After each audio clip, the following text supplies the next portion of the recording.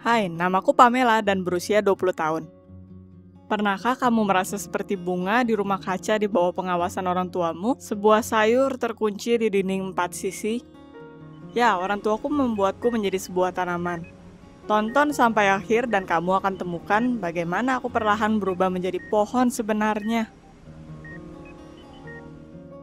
Seketika setelah aku lahir, orang tuaku memutuskan untuk mengunciku di dalam rumah. Semua karena aku mempunyai sistem imun yang lemah. Bahkan flu biasa bisa berakhir buruk untukku. Jadi ibuku duduk denganku beberapa hari, tidak pernah melepas pandangannya dariku sedetik pun. Aku merasa seperti berada di penjara. Tapi seketika dokter merekomendasikan bahwa orang tuaku mengirimku ke SMP daripada homeschooling. Bersosialisasi bisa menolong imunitasku, dan orang tuaku secara ragu menyetujuinya. Tuhan, betapa bahagianya aku bisa dibiarkan keluar dari rumah. Aku bermimpi untuk menemukan teman dan menjadi murid terbaik di kelasku. Tapi di hari pertamaku di sekolah, seorang anak laki-laki yang sakit datang ke kelas dan bersin kepadaku. Tuhan, kenapa orang tua bodohnya tidak membiarkannya di rumah? Untuk sebagian, mungkin itu tidak perlu digubris. Tapi di kasusku, momen ini bisa menghancurkan hidupku. Aku sakit, dan aku sakit untuk 3 bulan dengan satu penyakit yang sudah sembuh dan digantikan oleh penyakit lainnya. 3 bulan penyiksaan, agoni, dan demam. Dan sementara itu, aku didukung oleh pikiranku bahwa aku akan segera kembali ke sekolah. Pernahkah mimpimu muncul di depan matamu? Pernahkah kamu mendapatkan takdir yang menjatuhkanmu? Aku terlalu muda untuk ini, dan tetapi penderitaanku berakhir.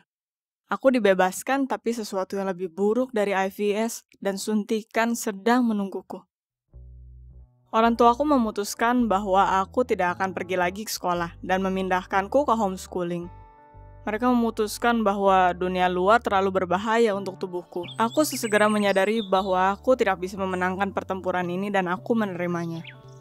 Berhenti, tapi tidak menyerah. Aku memutuskan untuk mendedikasikan diriku untuk pengobatan untuk mempelajari bagaimana memperkuat sistem imunku yang lemah dan bisa keluar dari penjara ini.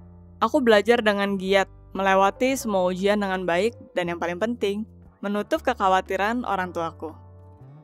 Ya, sebagai hasil dari ujian, aku mendaftar ke universitas ternama untuk fakultas kedokteran. Tapi ternyata aku terlalu awal untuk merasa bahagia. Setelah banyak perdebatan, tangisan, dan teriakan, orang tuaku membiarkanku sekolah. Tapi dengan kondisi bahwa ibuku pergi denganku. Setiap pagi dan sore ibuku mengantarku dari cottage sewaan kami ke universitas. Dan meskipun aku sering mendapat undangan ke pesta, mendengarkan cerita tentang mereka dan ingin sekali pergi ke sana, tapi ibuku tidak akan mendengarkan mereka. Beberapa bulan berlalu, aku melanjutkan untuk berada di modus belajar di rumah, dan itu lebih baik hidup seperti ini. Tapi, ayah sakit. Ibuku harus mengunjunginya dan untuk pertama kalinya di dalam hidupku, aku ditinggalkan sendiri di rumah. Semua murid melihat bahwa aku datang tanpa ibuku dan mulai menanyaiku. Aku berkata bahwa aku tinggal sendiri sekarang dan aku menyewa rumah besar yang bagus dengan taman dan tentu saja sebuah kolam renang. Para pria berusaha meyakinkanku untuk menggelar pesta. Perhatian itu merubah kepalaku dan aku setuju. Untuk pertama kalinya aku bertanggung jawab atas hidupku sendiri dan aku memutuskan untuk merasa seperti orang dewasa. Seorang idiot.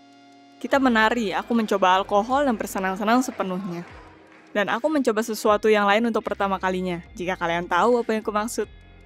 Sejujurnya aku tidak mengingat namanya, tapi aku ingat tangan kuatnya dan napas panasnya. Dia sangat bersikeras dan percaya diri, seperti pangeran sesungguhnya dari cerita dongeng. Ya, aku tahu itu kesempatanku, mungkin satu-satunya. Setelah semuanya, ibuku tidak akan membiarkan aku beranjak satu langkah pun darinya sampai akhir kuliah. Jadi aku mudah dipengaruhi. Ya, dan kemudian dia memutar balik hidupku 3 kali. Ini adalah kali pertamaku yang ternyata adalah pesta terakhirku. Setelah menyelesaikan ujian, aku kembali ke rumah untuk liburan dan ternyata selamanya. Pernahkah kamu melakukan sesuatu yang kamu pikir bersifat pahlawan, tapi ternyata hanya kebodohan? Semua berawal dengan kenyataan bahwa aku menemukan beberapa tanda hitam di tubuhku. Mungkin orang lain tidak akan terkejut. Mereka akan menganggap itu sebagai tanda lahir atau alergi. Tapi aku dilatih untuk menjaga kesehatanku dengan sangat hati-hati.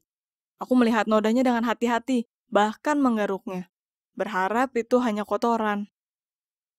Itu terlihat seperti hadiah dari pesta gila itu. Membayangkan bagaimana ini akan berakhir, aku memutuskan untuk tidak memberitahu orang tuaku dan menunggu kepulanganku ke universitas. Setiap hari tandanya menjadi lebih gelap, bengkak, mengeras, dan selalu gatal. Setelah beberapa hari, tandanya berubah menjadi besar.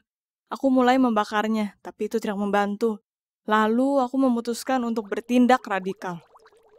Aku mengunci diriku di kamar mandi, mengambil gunting kukuku, antiseptik, dan perban, dan menyiapkan operasi. Aku memberanikan diriku, mengambil pemotong kabel, mengambil pertumbuhan di tubuhku, dan dengan satu gerakan cepat, memotongnya. Aku menggigit lidahku karena kesakitan. Darah mengalir keluar dari lukanya dan pandanganku memudar. Tapi aku tetap memiliki tugas yang harus kukerjakan. Pertumbuhan demi pertumbuhan melalui sakit dan air mata, tapi aku memotong semuanya. Tapi setelah beberapa hari ada lebih banyak tanda di tubuh dan pertumbuhannya mulai lebih cepat. Dan di pagi hari, ketika aku melihat ke cermin, aku hampir berteriak dalam horor. Salah satunya muncul di wajahku. Dengan kesusahan aku memotongnya, dan aku menemukan klaster pertumbuhan di pinggulku. Aku memutuskan untuk menghadapinya nanti. Terlalu banyak rasa sakit dalam satu waktu. Orang tuaku menyadari lukanya, tapi aku meyakinkan mereka itu hanya jerawat yang tidak perlu dikhawatirkan. Keesokan paginya, beberapa pertumbuhan muncul di wajahku. Aku memotong semuanya satu persatu. Wajahku dipenuhi dengan darah, tapi ketika aku membakar lukaku itu, ketika aku merasakan sakit luar biasa. Aku tidak bisa meyakinkan orang tuaku untuk tidak khawatir lagi, jadi mereka mengantarku ke dokter. Dengan kesusahan, aku membujuk ibuku untuk tidak masuk ke kantor denganku. Dan ketika aku sendiri dengan dokter, aku memberitahunya tentang pesta itu dan apa yang aku lakukan di sana. Ketika dokter melihat yang bertumbuh di pinggulku, dia tidak bisa menahan rasa mualnya. Itu terlihat sangat buruk.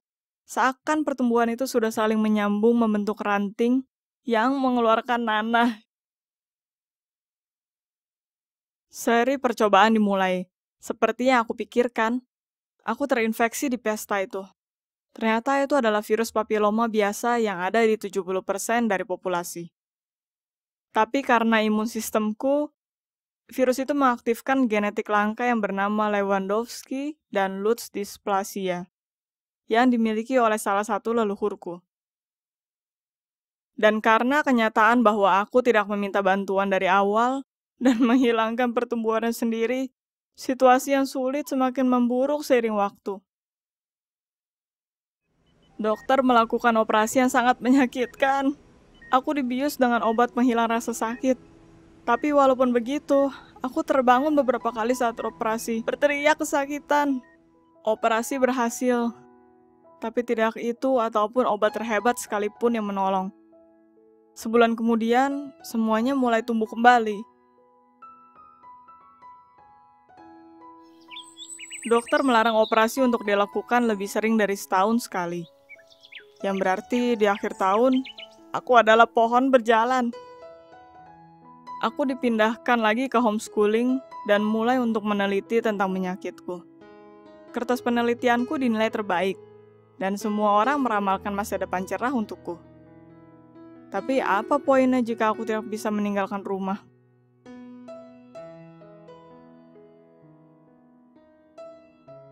Tapi orang tuaku dan aku menemukan kesamaan, dan aku bisa melakukan apapun.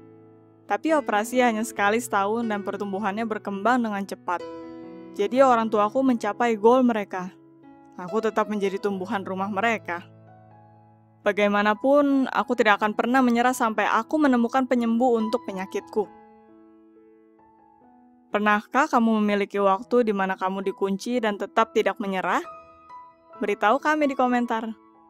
Dan juga subscribe ke channel ini supaya kamu tidak ketinggalan cerita lainnya.